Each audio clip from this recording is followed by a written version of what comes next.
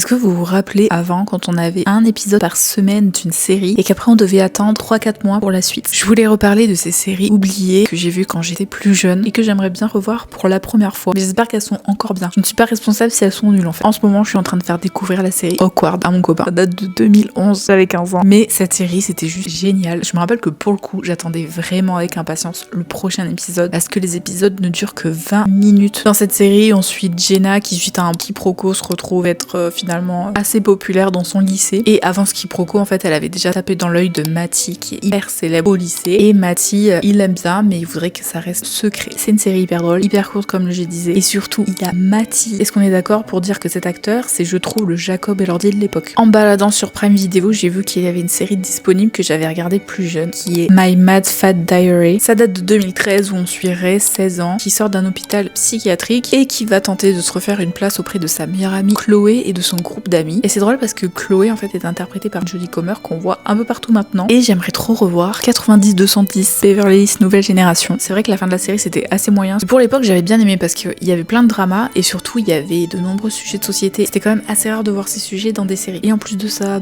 ils étaient tous beaux, il faisait chaud, grand soleil, ils avaient des tenues de fou. C'est impossible d'avoir à 16 ans des ados qui avaient l'air d'avoir 30 ans quoi. Rien d'anormal pour une série de l'époque. N'hésitez pas à me dire une série qui selon vous est trop sous-cotée et qui mérite d'être un peu plus vue.